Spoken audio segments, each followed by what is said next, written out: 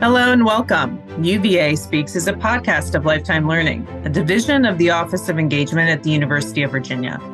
Lifetime Learning brings the knowledge and expertise of UVA's faculty to the university's alumni, friends, and families. My name is Susan Lynch, and I am the Associate Director of Lifetime Learning at the University of Virginia's Office of Engagement. This podcast features Kimberly Whitler, the Frank M. Sam Sr. Associate Professor of Business Administration at the Darden School of Business at the University of Virginia.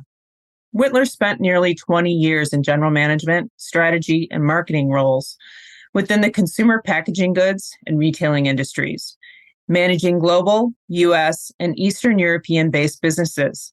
She spent most of her career at Procter & Gamble and subsequently served as the general manager of the breakfast division for Aurora Foods, the CMO of David's Bridal, and as an officer of PetSmart.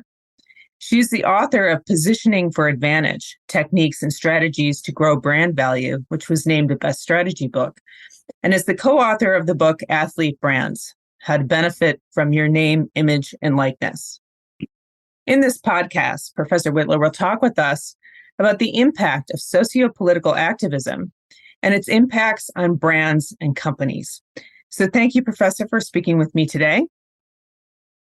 I'm so glad to be here with you, Susan, to talk about such an important and frankly hot topic.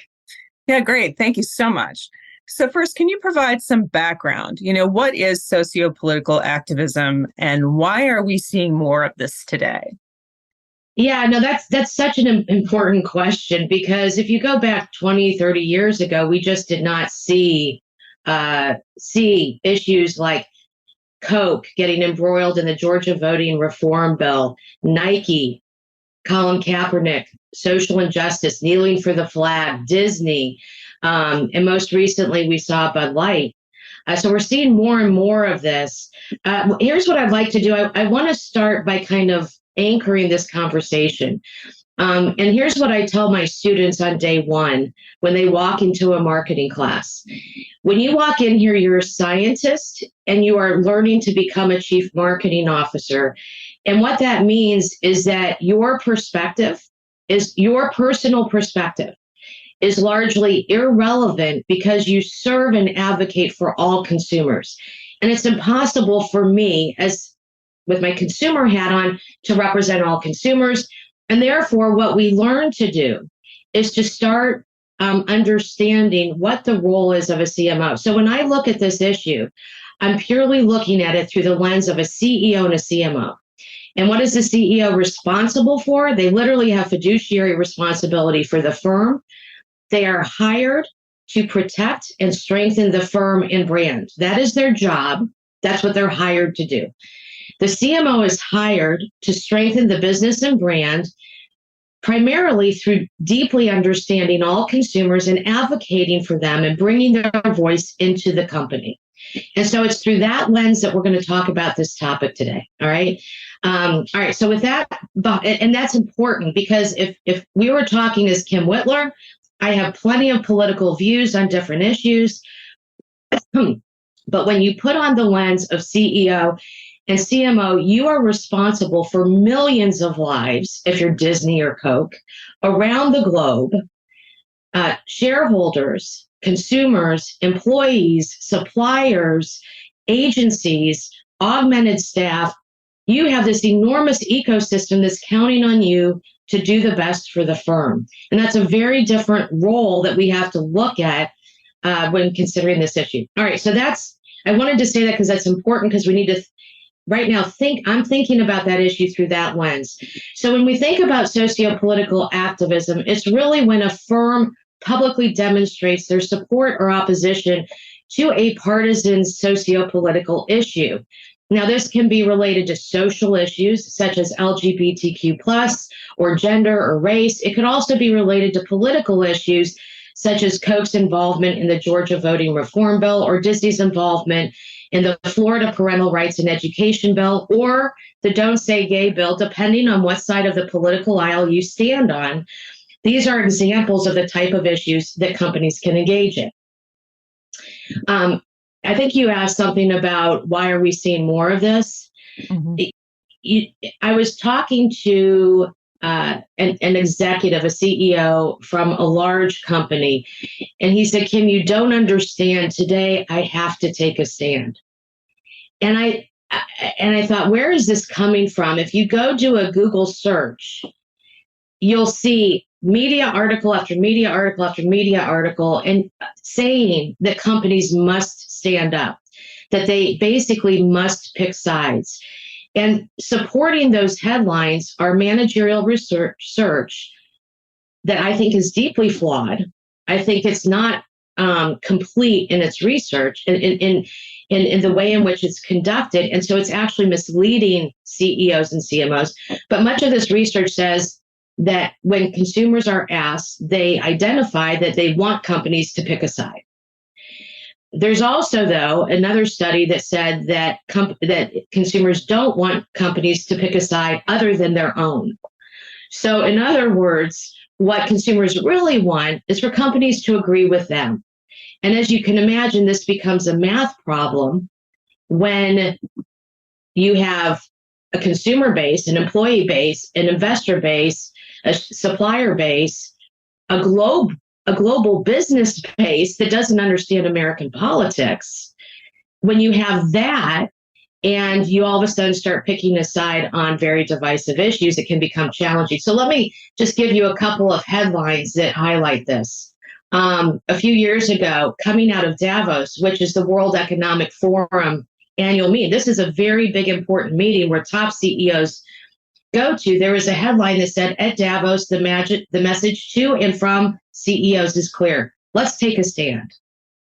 Right? So coming out of arguably the leading event where CEOs attend, they were all being told and pressured, oftentimes through the media and through managerial research, to take a stand. So many of them have felt like, I think, in conversations, that they can't find a way to navigate this. They don't want to really engage in it because they recognize it's damaging brands, it's damaging companies and businesses, but they're trying to figure out how to navigate this very thorny issue. Thank you so much for that context. I think that's really important. And so with the next question, you spoke about this a little bit, but what data, is emerging about its impact on companies when they take these stands and do these kinds of promotions? Yeah, that's a really good question, because the academic research, it oftentimes doesn't find its way to the mainstream press, and so you're not seeing it. And yet the academic research is far more rigorous and is far more complete in giving us insight into this issue.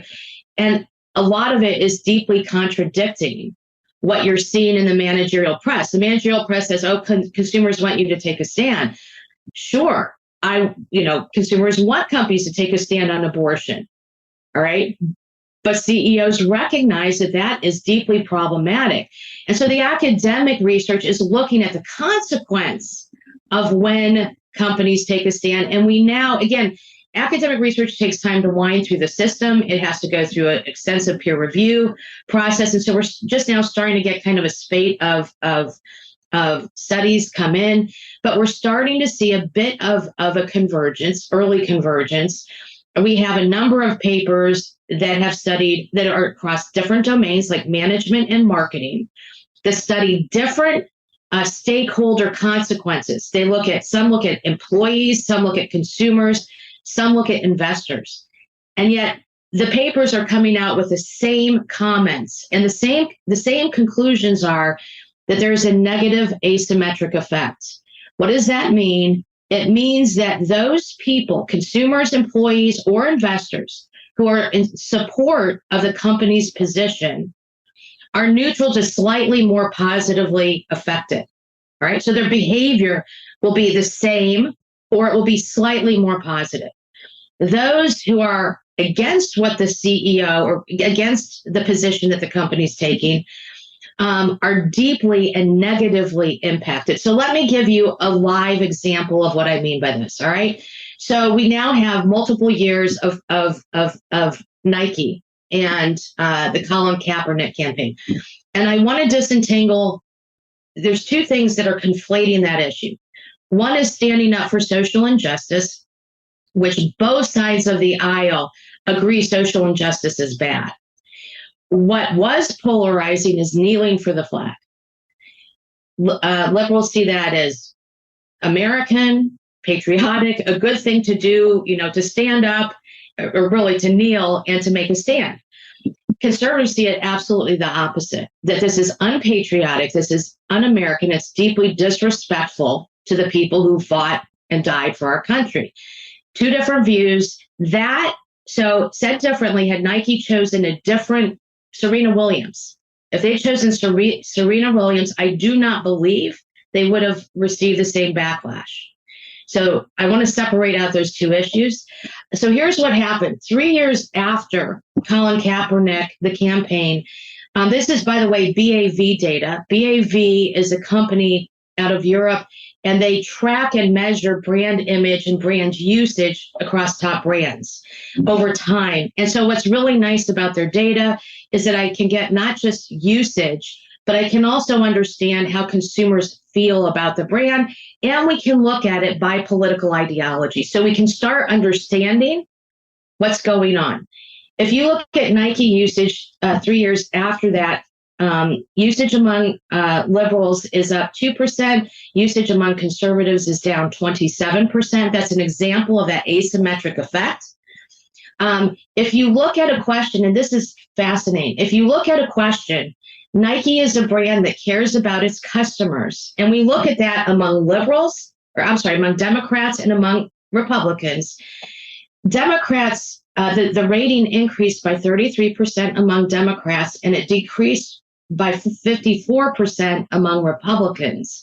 So see, what happens is when a company stands up on a position, it essentially is changing the positioning of the firm, right? So Pepsi, Coke, Disney, Nike, Under Armour, J&J, Procter & Gamble, Gillette, Tide, all of these brands are considered to be generally for liberals and for conservatives.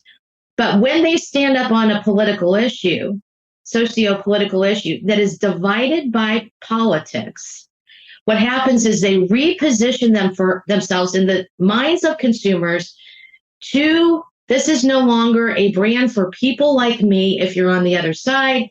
When I now say that this is no longer a brand for people like me, I'm much less likely to want to buy from it. I may be less likely to want to work for it. I may be less likely to want to invest in it because they're saying we're now a political brand. We used to not be, and that's a shift in the core positioning of the company.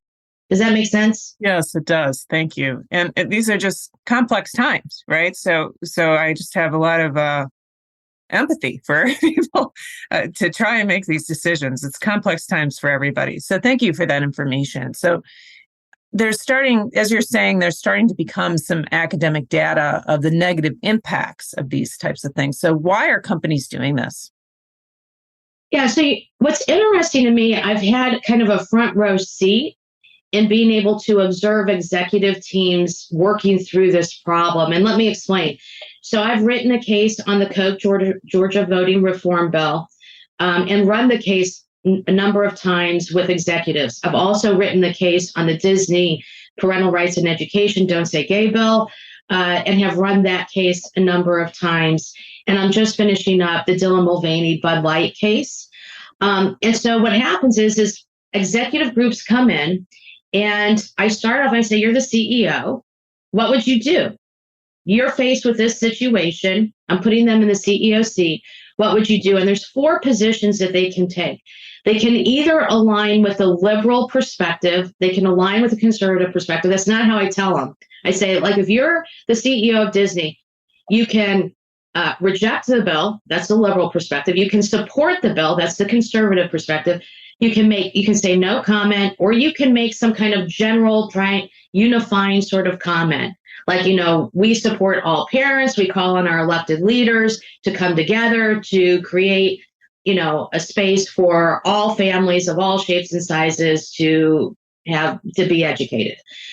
Obviously a terrible statement, but you get my point that it's unifying. It's more universal, unifying. It's less picking a side. And so then we work through the case. And I've observed what I find very fascinating, a couple of patterns that I think are leading to blind spots when executives work on this issue. The first pattern that I'm observing is that there's a lopsided discussion in that across hundreds of executives, not one person has ever verbally advocated for the conservative view, even though there's evidence in the case that you could. Consumers tend to be more supportive on the Disney case for parental rights. If you look at the different pieces of the actual bill, in general, there's a slight favorable leaning among consumers to supporting the bill. And so if you're going to take a stand, you can make the argument, well, that based on the consumer sentiment, if we're going to take a stand, let's align with the majority of consumers. But yet nobody's ever advocated for a conservative view, which then made me say, what's going on? Are people not allowed to verbally advocate in a decision-making context for the conservative view? And I found some research done by the Cato Institute. It's hard, I haven't seen much of this, but I found some research by the Cato Institute, which indicates that conservatives, and especially the more educated they are self-censoring at work. And so that shouldn't matter when we're discussing an issue. You should not be advocating for your own point of view as an executive. You should be able to advocate for the liberal perspective, the conservative perspective, the independent perspective.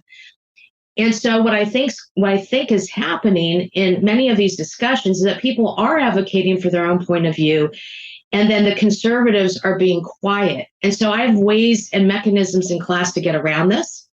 I force them to take perspective of different people.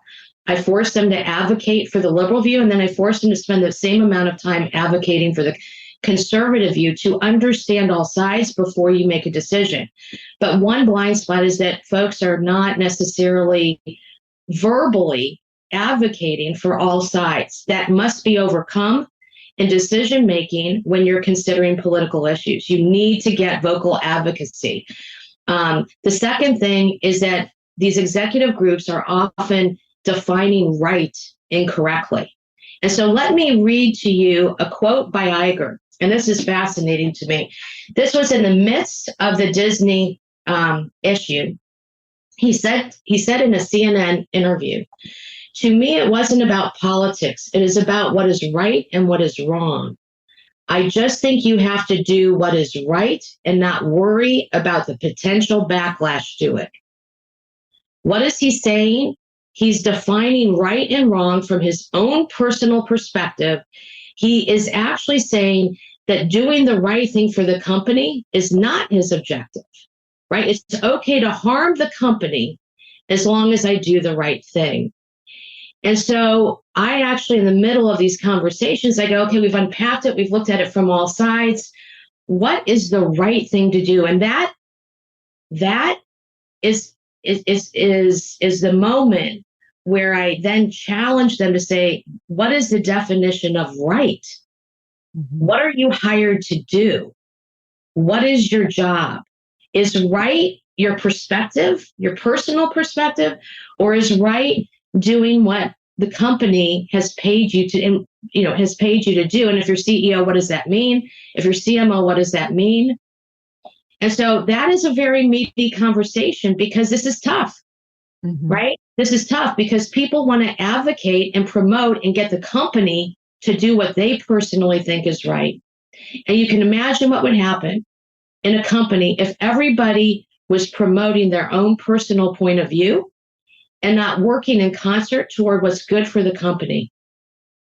Yeah. And so those are a couple of the issues. There's a number that I've observed, but I find both of those very interesting. One, that teams today are having a difficult time getting fair and balanced perspective from both political parties so that they can make more educated and reasoned decisions.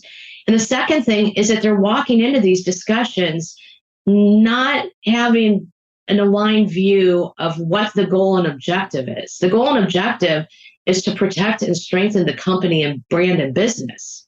That's what we're trying to figure out. So what path is going to help us do that?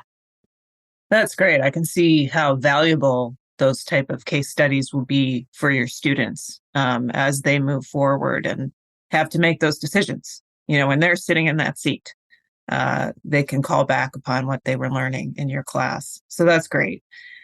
And finally, what are your thoughts for brands and companies on how to best manage these types of things and mitigate, the pushback?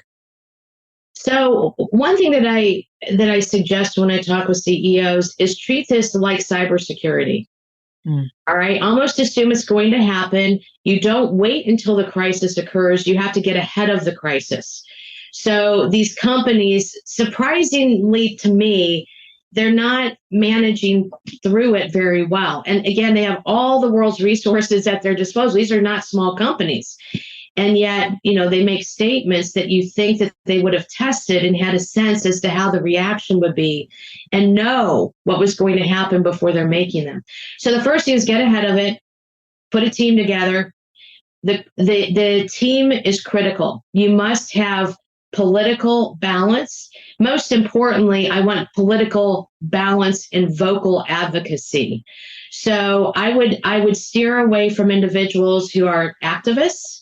And I would try to get individuals on this team who are scientists, who can look at the data, who deeply want to understand the consumer, the employees, the stakeholders, and who can step back and make reasoned decisions and are open-minded and tolerant and inclusive of points of view that they may not personally agree with. So it's critical that you get the right folks on the team. If you need to, go hire a liberal and conservative strategist, who can articulate and advocate from that side. But you need scientists on the team who are able to look and understand and how to try to create a path that respects and includes all of their consumers and employees. So I would assemble that team. And then there's a number of things that the team can do.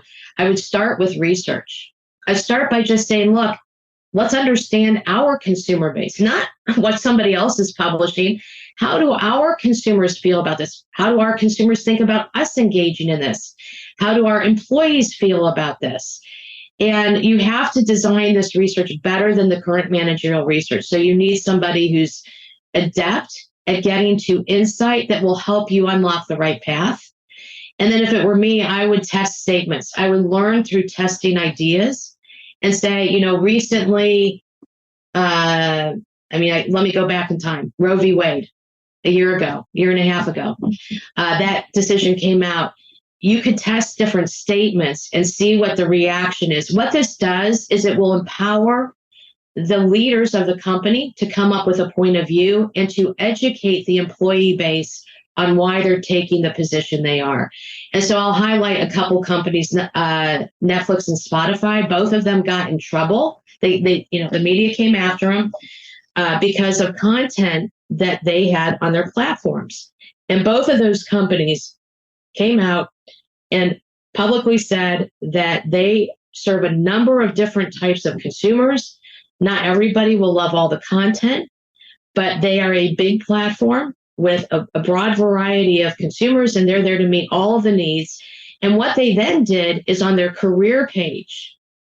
So one of the things I would advocate is the senior leaders need to help young employees understand at the employment stage, at the interview stage, what the company's beliefs are about this type of activism. And both Netflix and Spotify have statements on their career page and during their interviewing process that essentially suggest that if you're not comfortable working on content that you don't personally like, this company might not be the right company for you.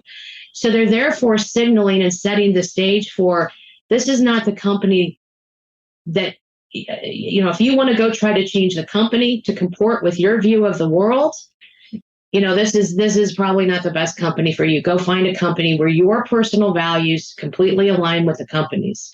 Mm-hmm. And so those are things that companies can do to try to signal and set the stage for a point of view that the company has on how they view these socio-political activism issues. Great. So thank you. so much, Professor Whitler, for sharing this information, on your work and your research. This is a complex issue. There's a lot of things. So I really appreciate you giving us this context. And our alumni are sitting in different seats and working in different ways. And so I'm sure that a lot of people will find a lot of pieces here that will be of value, of interest to them. So thank you so much for sharing all this, your knowledge and wisdom and expertise with UVA's alumni, friends, and families. Thanks so much, Susan. Great. Thank you. And thank you for listening for upcoming podcasts and other lifetime learning programming, recordings, and blogs. Please visit our website at engagement.virginia.edu/learn. You can also find our podcasts on Virginia Audio Collective, which is a network of UVA podcasts hosted by WTJU Radio and can be found at virginiaaudio.org. So thank you again, and we look forward to you taking part in future lifetime learning programs.